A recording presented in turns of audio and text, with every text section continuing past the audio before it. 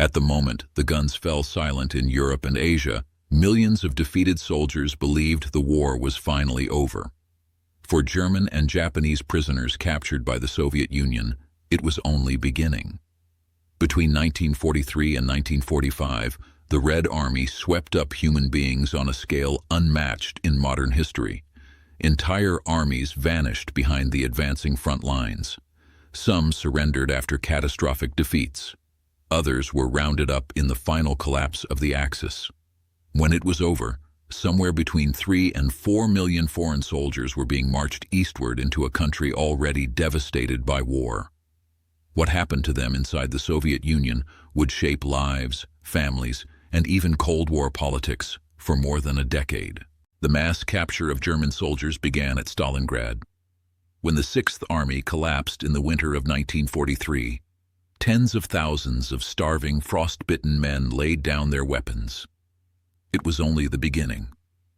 As the Red Army pushed west, German units were swallowed whole.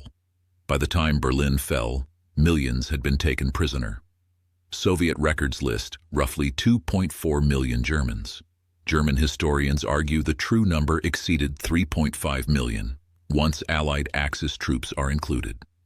The chaos of defeat ensured the exact figure would never be known. The soldiers themselves understood what capture by the Soviets meant. Rumors had spread since 1941. Harsh camps, brutal labor, little chance of survival. Whenever possible, German units tried to surrender to the Western Allies instead.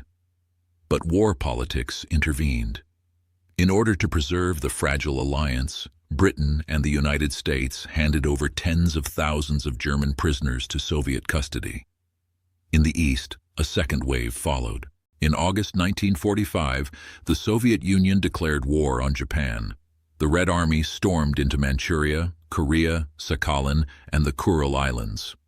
Japan's sudden surrender, following the atomic bombings, caught Soviet commanders mid-offensive.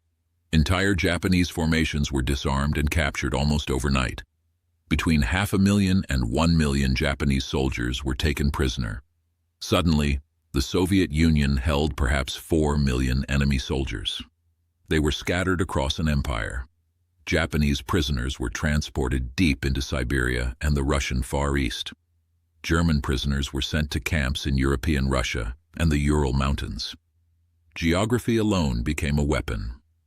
Endless forests, frozen plains, vast distances between camps and cities. These men were not held simply to be confined. They were put to work. The Soviet Union had lost tens of millions of citizens.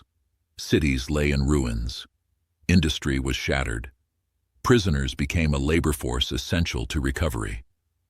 Japanese POWs were assigned heavily to infrastructure projects in Asia. They built housing, factories, and power facilities in cities like Irkutsk, Khabarovsk, Vladivostok, and Tashkent. Thousands labored on the Baikal-Amur main line, a massive railway built far north of the Trans-Siberian line, intended to secure the Soviet interior from future threats. Soviet data breaks their labor down with chilling precision. Over a quarter of Japanese prisoners worked in forestry. Nearly a quarter were sent into mines, including coal operations in Ukraine's Donbass region. Others worked in agriculture or heavy construction. For regions long considered underdeveloped, their labor transformed the landscape. German prisoners were used even more broadly. Soviet Foreign Minister Vyacheslav Molotov reportedly declared they would remain until Stalingrad was rebuilt. They dug coal in Donbass, constructed oil facilities in Georgia, built airports and housing in Vilnius, Tallinn, Moscow, and Leningrad. By 1947, 1 in 6 workers in Soviet mill construction and 1 in 4 in building materials production were German prisoners. Their expertise mattered. German engineers, machinists, and metallurgists were absorbed into the Soviet industrial system.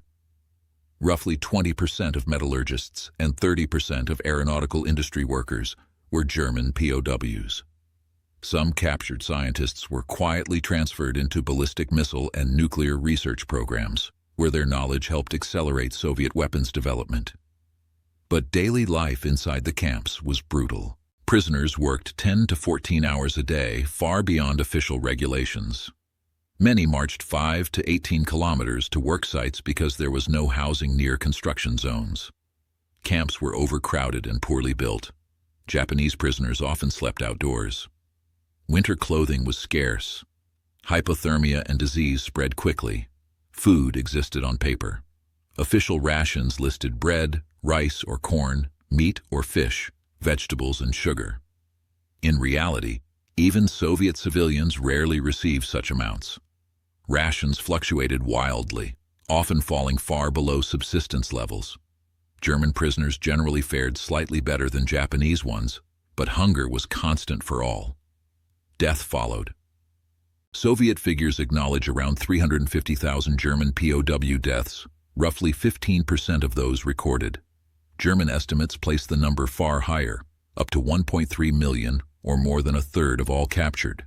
Japanese losses ranged from 60,000 to as many as 300,000 out of roughly 700,000 prisoners. Alongside labor came indoctrination. Every camp hosted political officers. Anti-fascist schools operated continuously. Prisoners were given pro-Soviet literature and attended re-education sessions attacking capitalism and militarism. Over 70% participated, though many did so for practical reasons: better food, lighter work, more letters home, or earlier release. A smaller group took the ideology seriously. These prisoners were sent to major cities for advanced training, then returned to camps as instructors. Upon repatriation, they were expected to promote socialism at home. In practice, the results were limited. A few Japanese prisoners reportedly sang the Internationale while sailing home. Most returned indifferent, exhausted, and focused only on survival. Those who showed political enthusiasm were closely monitored by their home governments and rarely became effective Soviet allies. Repatriation was slow and painful. The sick and weakest Germans were released first. By 1947, Molotov informed Joseph Stalin that around 800,000 had already returned.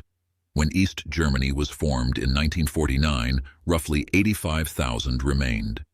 Many were convicted war criminals, including SS personnel sentenced to decades of labor. It was not until 1956, after negotiations led by Konrad Adenauer, that the last Germans were freed. Japanese repatriation began earlier, but ended just as late. Thousands returned in 1946. Most followed between 1947 and 1949. The final prisoners were not released until 1956, when Japan and the Soviet Union formally ended their state of war. Stalin had been clear with the Allies. He wanted prisoners. Millions of them. As agreed at Potsdam, their labor would serve as reparations. It rebuilt cities, fueled industry, and pushed scientific progress forward. For the prisoners, it meant years stolen after the war had already ended. If you want to understand how victory and defeat ripple far beyond the battlefield, how war continues long after peace is declared, Wann geht es and weiter? how millions Die live in Sonne brennt history's ganz shadow, schön. subscribe now. Because these are the stories that explain the world we inherited.